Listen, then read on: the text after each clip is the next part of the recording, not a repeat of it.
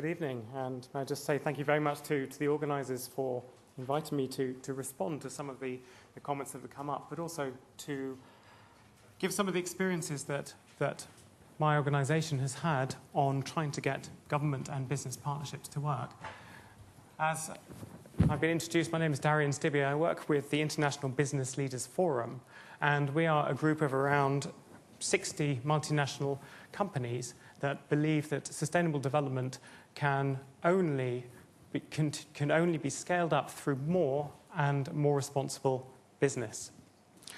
And we work in a variety of different ways, often sort of bridging the gap between business and NGOs, or business and government, or business UN agency, working on the grounds where the issues really do overlap and the interests really do overlap between business and society.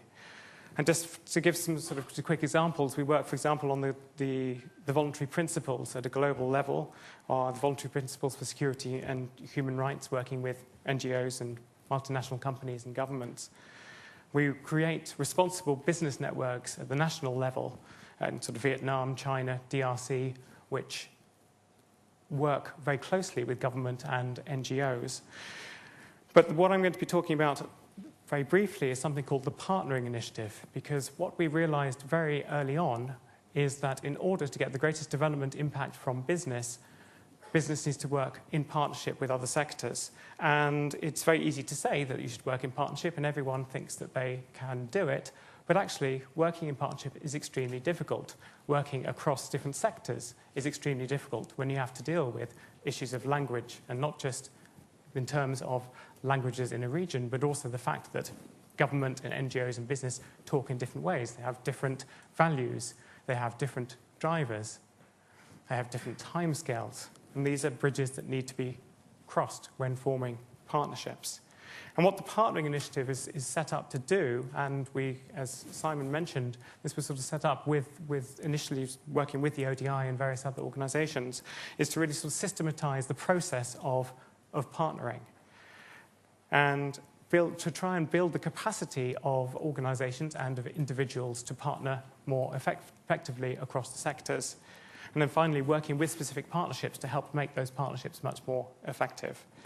And with GTZ, the German Sustainable Development Agency, and with Shell Foundation, SAP, and Microsoft and Rio Tinto, we started a program called Partnering with Governments. And this is a program which aims to build the capacity of governments and business to partner more effectively in Africa. And we've been working in 5 or 6 different countries in Africa, including Ghana, South Africa, Madagascar, Guinea, and Gabon, on various ways to really build strong, effective partnerships. Now, around 6 months into the program, I happened to go and see Chris West, head of Shell Foundation, and he asked me how it was going, and I said, you know, it's going fairly well, but you know, it's a bit slower than I was really hoping. And he said to me, what's your program called? And I said, Partnering with Governments in Africa. And he said, okay, take that one by one. Partnering with governments in Africa. Each of those things takes a very, very long time.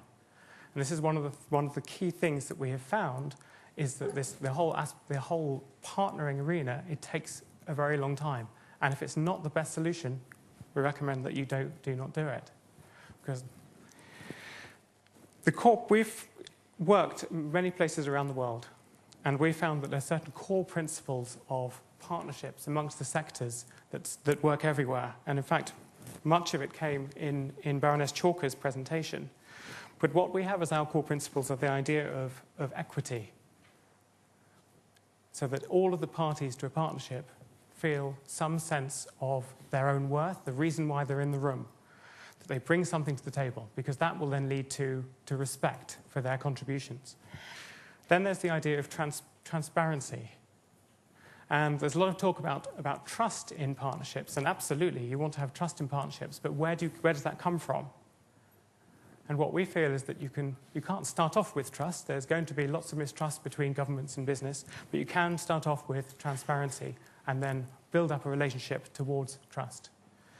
And then the third of our core principles is the idea of mutual benefit. And again, this is coming back to what Baroness Chalker said, which is about the what do the local people get out of these projects, out of these partnerships? You have to have mutual benefit in order to have a sustainable program.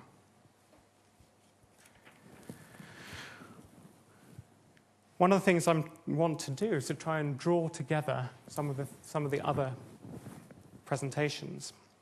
And we sort of have a model that we use for how do you actually get to make things happen. And the model we use is the same model that's used in order to try a murder in British courts. And in order to try a murder, you need to prove motivation, you need to prove means, and you need to prove opportunity. If you have all of those things, then you can prove a murder. And I thought it would be interesting to sort of highlight this in terms of what we've talked about today. So in terms of motivation, we've had various different talks and things just to bringing out the fact that the Challenge Fund is looking about trying to change attitudes to risk, for example. And there's a lot of talk about trying to share examples of successful business or successful business-government partnerships. So there's something about how do you motivate governments and business to be interested in working together. And then there is the means. And this, I think, is where I can draw together many of the different talks. Because we started off with the investment climate facility looking at the enabling environment. And yes, you need to have a strong enabling environment for business to do business. Then we looked at the Challenge Fund, which then provides some sorts of funding, some extra additional incentive to allow business in the right enabling environment to create new projects, create new markets, create new products. And then finally, we talked about how do you actually do it? What is it the business needs to do to be able to be effective when working in Africa and working in partnership with governments? So that's the sort of the means. And then there's the idea of opportunities, which came up to a certain extent with the Challenge Fund, about that the Challenge Fund itself is a way of creating opportunities. And we're looking at other additional ways of actually creating opportunities in countries. How do we get government and business talking together? What sort of forums can we have to ensure that all sorts of possibilities and ideas are sort of consistently generated in order that eventually they can potentially become partnerships, or new business ideas can get off the ground, or the development benefits of the business actions are as great as they might possibly be. I think I'll leave it there. Thank you.